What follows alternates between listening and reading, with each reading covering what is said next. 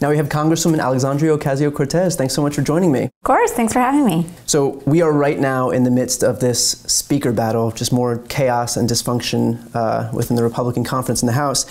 Some Republicans are trying to cast the blame on Democrats for not swooping in and saving Kevin McCarthy as he was being ousted as Speaker. Can I have your thoughts on that? Is it Democrats' responsibility to save Republicans from themselves? Almost never in the history of the House of Representatives has a party voted for the other party's speaker. That is not part of the function, tradition, or even structure of the House of Representatives. In fact, one would say that part of the essential structure of the party structure is to elect your own party speaker.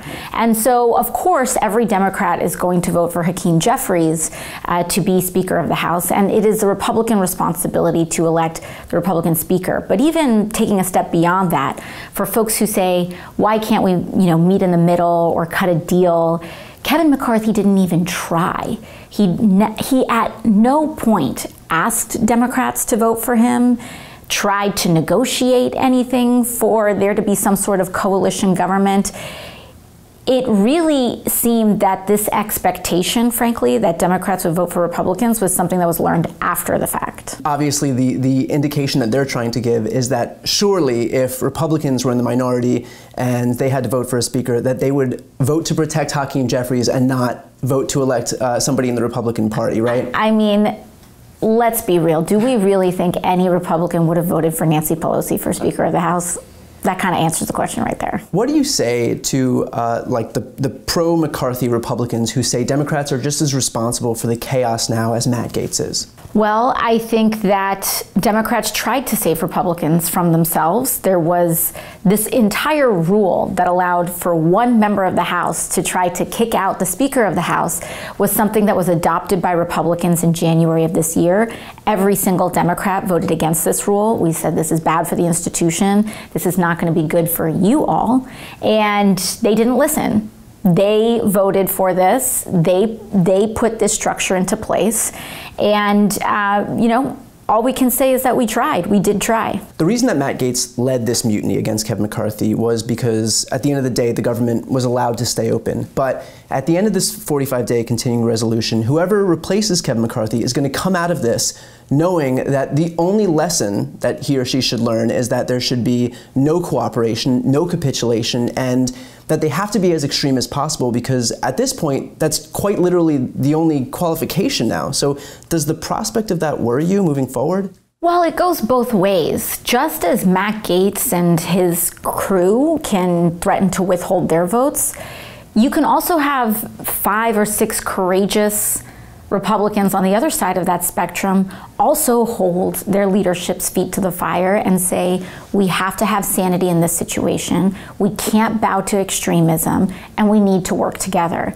And the question here is if there are any Republicans in the Republican Party, even those in swing seats, that, seats that have elected for both Joe Biden and elected a Republican member of Congress, if those folks will stand up and really try to strengthen our democracy as strongly as these rebels are, trying to kind of destruct their own party. Yeah, right. Like the responsibility always, it's basically never on those 18 Republicans, for example, who are currently sitting in Biden-won districts to do anything to defend the Republican Party. It's always the Democrats' fault that we didn't swoop in, and yet we have these moderate Republicans, so-called moderate Republicans, or Republicans who should be worried about saving their own seats. And at the end of the day, it's them who capitulate to the extremists in the Republican conference. Yeah, and perhaps this party of personal responsibility and lifting yourself up by the bootstraps, take some personal responsibility and lift themselves up by the bootstraps. So the news now is that Donald Trump has come forward and endorsed Jim Jordan. He's also come forward and says that if the Republican conference isn't able to choose anybody, that he would be willing to step in for a short period of time to swoop in as the white knight of the Republican Party.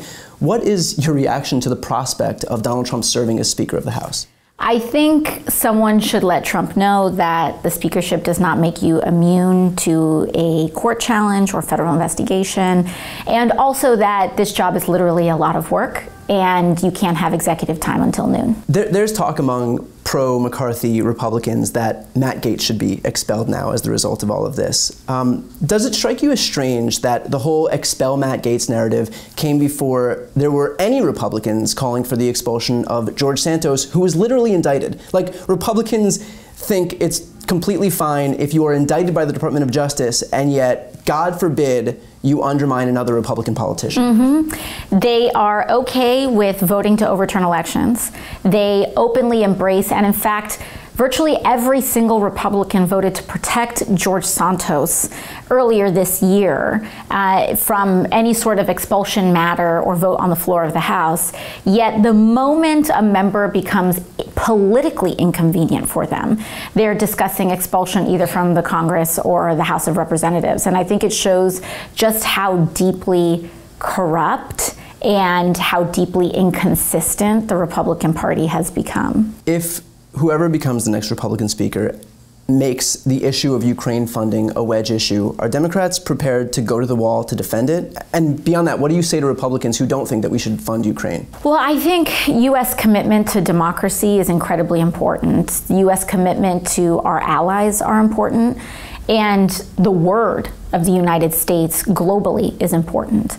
And when we say that we're going to make a commitment, to follow through on that commitment, to support our allies, and to also defend the people of Ukraine, this is very important for global stability. To allow a country to invade another country and taking us back to 18th century, 19th century imperialism is very dangerous. And so I think, to that, I think it is important for us to discuss the stakes. I think it's very understandable for us to discuss the fact that we don't want a forever war. We should have a game plan. There should be accountability to the American people. But to simply turn that spigot off because of dysfunction and chaos, that, I believe, is something that sets a dangerous precedent. I think that people are expecting that this streak of extremism, that the fever will break in the Republican Party. But can you talk about the incentive structure on the right and why it won't? I do think it's important to talk about how Democrats enabling and bailing out Republicans for a long period of time created this incentive structure where all they had to worry about was their right wing, appeasing their right wing instead of actually governing. And what was very important about what happened this week is that the Democratic Party finally took a stance, and we said, you have to be responsible, and you have to be a governing partner, and we're not going to tolerate these antics anymore. You have to get your act together. And so now they have the responsibility to govern, but historically, all they have worried about is appeasing their right wing. And they have slowly but surely let go of the idea that they are responsible to all Americans, not just Fox News and, their most right-wing elements. I think something that was striking to that point is Representative Graves, Republican representative, came forward when they were doing this whole battle on the House floor, and he came forward and said and showed a fundraising text message that Matt Gaetz had sent out once he had effectuated one step of what would be a long process to oust Kevin McCarthy. Did that strike you as surprising, or how did you react to that? I think there is one area where I actually think that it was a fascinating interaction, because there also is this very interesting dynamic where Matt Gaetz made a point where he said, I fundraise on a grassroots basis, and there is something to be said about fundraising off of chaos and spectacle, but also they're fundraising off of big oil and lobbyists and the NRA. Right. And so there really are no good guys here, and this explains a lot. And in fact, a lot of that big money really financed and bankrolled the racism, xenophobia, and extremism that these folks are now using to oust their own speaker. And so both of these folks have actually helped and enabled the other, despite the fact that they're very angry at each other right now. During the Biden impeachment inquiry hearing, you exposed Republicans basically concocting this fabricated evidence to incriminate Joe Biden. Can you speak on the shamelessness of that stunt and just the legitimacy of their whole effort more broadly? Yeah, I think it does go back to this underlying theme that the House of Representatives, our hallowed hallways of Congress, belong to the people. And service is sacred, but when you are constantly considering or thinking of your seat as something that is for spectacle or for show or for fundraising, there's a point where you stop taking your work seriously and the gravity of your work seriously. Submitting fabricated evidence to a congressional investigation, no less an impeachment, is an extremely serious matter that should be taken very seriously. I think it's something that a person could potentially lose their seat over, whether at the ballot box, or otherwise. And I think the fact that this has become so normal to them is something that should worry everybody. I think to your earlier point, unless one of those people who presented that fabricated evidence does something to undermine another Republican, we're very unlikely to see any accountability within the Republican conference. Right. You also teamed up with Jamie Raskin to basically show that the impeachment inquiry isn't even valid, that because of Republicans' own rule, you need a full House vote to actually authorize an inquiry. Has there been any acknowledgement from the Republican conference, either in public or in private, that this whole effort has kind of been a failure and an embarrassment every step of the way? Absolutely. In fact, there have been other Republican members of Congress that have gone on the record publicly saying this is a spectacle, this is a distraction, this is not something that should happen.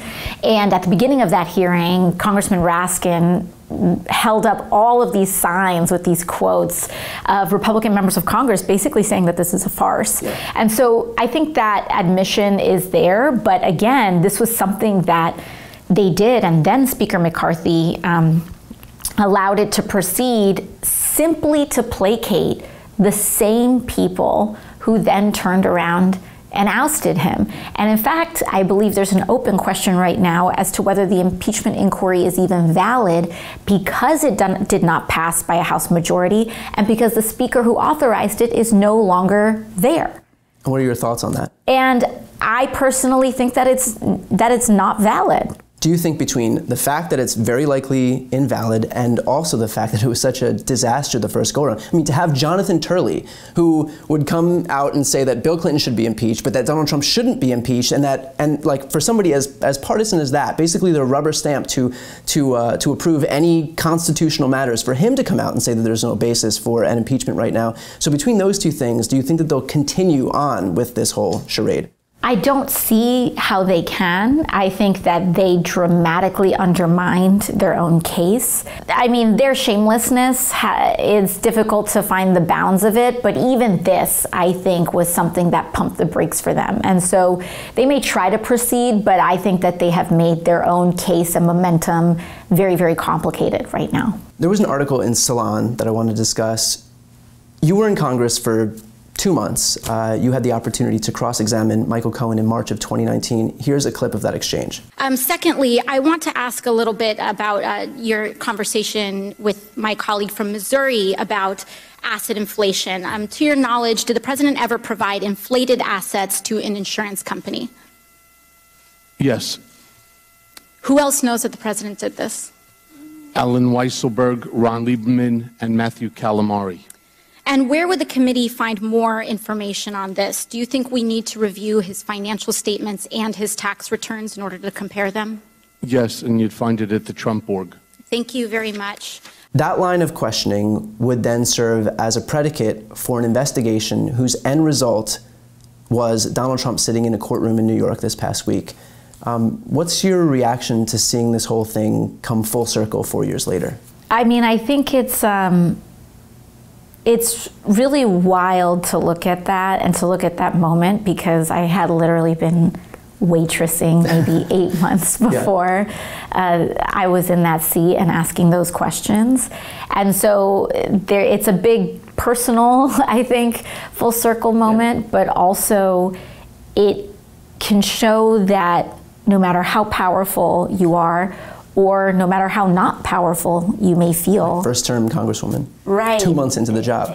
You know, that this is still the United States of America, where anything can happen and that possibilities are still there, and also that all people can and should be held to the same standard of the law, and that no one should be exempt from accountability. What was your mentality going into that whole thing? Because there is, these hearings are very frequently, especially when it comes to Donald Trump, are very frequently used as just opportunities to grandstand or for theatrics, and you came in there with a lot of attention around you, and again, only had been on the job for what, like 8 weeks at that point? What was your mentality going into that hearing? Did you feel like you had to prove something? Or was this just, setting the stage for how you want to govern? Yeah, I mean, I definitely felt that I needed to show what I always knew, which is that the people of my district and myself, we are here to do serious work, and we are optimistic, and we are ambitious, and we have really big visions for this country, and we want guaranteed health care for all Americans, and we want a Green New Deal, but also that these things are not unrealistic. They're not naive, they're not pie in the sky, and we can show that by conducting our work with precision, integrity, and seriousness. And so I felt a lot of pressure that day to deliver on something that was so new and so big, but I'm very thankful to all of the people that really participated and played a role in that moment. Yeah. Well, that was a really big deal, which I think is evidenced by what we're seeing right now. I want to stick to the New York Attorney General trial for just a moment more. Donald Trump had come out and posted identifying information about Judge Engoron's clerk, which earned him a gag order, the first gag order in any of these prosecutions, but what I'm sure is not the last. What's your reaction to this very blatant dog whistle intended for his supporters to destroy the life of yet another innocent public servant just to prop himself up? This is what Trump does, but this is also what Trumpism does. And I think it's very important to understand that this is a tactic that is used to undermine democracy. We see it everywhere, from him intimidating this clerk to sometimes his followers trying to intimidate people sitting on a PTA board or a school board. This idea that if you just try to stand and do the right thing and uphold the rules and execute on the law, that you will suffer, be targeted, be intimidated, and have to make great personal sacrifice. And the goal is to try to scare away or prevent people from standing up and doing their public service so that corruption can take over. And we have to uphold and support the people who are doing their jobs. We have to fight back against attacks on rule of law. And we also have to be able to put our differences aside and respect rulings, no matter who they come for and when they happen. So right now, Republicans claim to be the party of law and order. They still claim to be the party of law and order, even as they line up behind a guy who's contending with 91 criminal charges in 4 different jurisdictions. Just like they claim to be the party of fiscal responsibility. When they had full control of government, they added $7.8 trillion to the debt. They claim to be the party of family values, as they walk off the cliff in fealty to a guy who cheated on his wife with porn stars. They claim to be the party of states' rights, which was supposedly the predicate for overturning Roe, and then the second that happened, they introduced legislation for a nationwide ban on abortion. Party of the police, and yet look what happened on January 6th, bludgeoning police officers. Can you talk about the massive chasm between Republicans' branding that they've relied on so long and they still rely on to this day, and their actual actions, their actual behavior? I think sometimes people think that, and it's understandable, that pointing out this hypocrisy is going to weaken their operation. But sometimes I wonder if pointing out the hypocrisy in a way, or if the hypocrisy itself strengthens them, because they are showing that this is actually not about values. They're whistling, it's a dog whistle to their supporters, that this is actually just a show, and that what this is really about is power, and us getting power, and us doing what we want. It's about us abusing power if it helps us, and it's about us, making sure that we're targeting our political opponents unfairly if that helps us too. And so in a way, this hypocrisy is very real, but it's also part of the DNA. It's a show that we can do whatever we want. And I think that's actually one of the most appealing elements of Trumpism, which is that other people don't matter, our institutions don't matter. Trump will give you permission to be your worst self. And I actually think there's a very base, appealing element to that. And our challenge as not just Democrats, but just as pro-democracy, people who believe in this country, our challenge is in the face of someone appealing to our lowest instincts, for us to be able to appeal to our highest and most inspiring and visionary possibilities for us as a collective. To that point, on our highest aspirations, there was a moment in the Republican primary debate where Mike Pence said that as president, he would repeal the Green New Deal. How excited were you to learn that the Green New Deal had become law at some point? I was ecstatic. I had not known that Mike Pence had signed the Green, or rather that Mike Pence had advised Donald Trump to sign the Green New Deal. I was very interested to learn all this information. Also fascinated that a person who both served in Congress and was Vice President of the United States, which means he was President of the Senate, head of the Senate, somehow does not know how a bill becomes law, and that a resolution is not a bill. So. To that point, what would you like to see the White House do on climate right now? Given everything we've seen with the Inflation Reduction Act and the actions that they've taken, what would you like to see over these next couple years? Well, you know, I think that climate is a real significant issue that all of us would like to see the administration grow much more on. We had the Climate Corps that was just approved by the White House, but it needs to be much, much, much bigger. So we want to focus on dramatically expanding the Climate Corps into the Environmental Protection Agency on top of all the other agencies that we're working with. I think we also need to take a look at these fossil fuel permits that have been going on and really, truly be honest about the fact that there is an extraordinary amount of oil production and oil leasing, fossil fuel leasing that's happening at the present moment. And we have to take the climate crisis seriously and start turning the tide on that. What do you say to those Republicans who come out and say that we can't afford right now, given the economy, given X, Y, and Z, that we can't afford right now to upend everything and move toward renewables, that we have to just double down on fossil fuels? Well, fossil fuels are only going to get more expensive in a lot of ways with that infrastructure, with the way that markets are moving. And so locking us into one energy source almost guarantees that Americans are going to be paying a lot more money if we do that. Especially a finite one. Especially a finite one. And secondarily, everything is going to become more expensive if we continue to walk into the climate crisis with a blindfold on and perpetuate it and make it worse. Republicans love to use the idea of China as a way to push American policy into whatever direction that they want. But can you speak on the danger of basically ceding all of this ground when it comes to renewables and clean energy to China if we don't take action and start manufacturing and start entrenching those technologies here? Absolutely. Well, I think that the Republican rhetoric around China is actually incredibly dangerous. It is one thing for other countries for us to acknowledge global competition, but it is another entirely for elected officials to intentionally stoke xenophobic and other kinds of language. And when it comes to the climate crisis specifically, we are not going to solve this with conflict. We have to solve this with global collaboration. And it is true that the United States does need to pave a way in greater production on renewable energies and being able to dramatically expand solar, wind, geothermal here in the United States.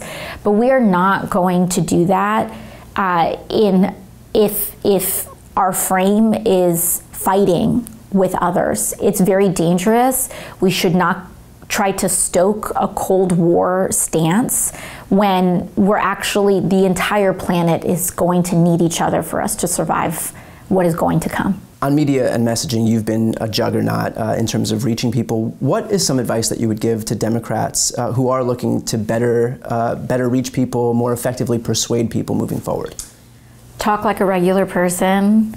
get out of the beltway. And a lot of times I think it's easy when you're surrounded by other policymakers or analysts and all of that. We have to be able to talk about things in a way that everybody understands and break things down. And that might not be comfortable in Washington, but I think it is the most truthful and honest way that we can express ourselves.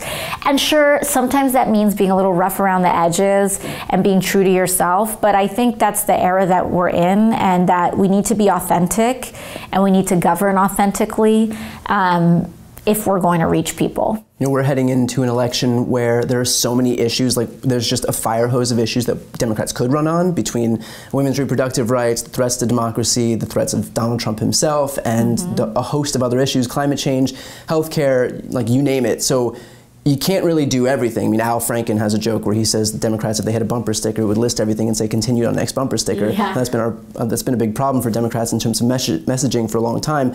What would you focus on as we head into this election with so many issues kind of plaguing this country? I think talking about our plans and our visions and aspirations is important. There are so many threats out there, but I also think people want to vote for something instead of only voting against something. And so in addition to, for example, abortion, we should talk about our steps to guarantee health care in the United States of America. I think we should talk about the steps towards a Green New Deal that we want to commit to in the next 2 to 3 years, or on climate in the next 2 to 3 years. I think we should talk about our courts, and specifically what we are willing to commit to when it comes to accountability for individuals like Clarence Thomas and Samuel Alito. And I think the more specific and committed that vision is, the better off we'll be. Seems like a perfect place to end. So Congresswoman AOC, thank you so much for taking the time. I appreciate it. Of course, thank you. Thanks so much.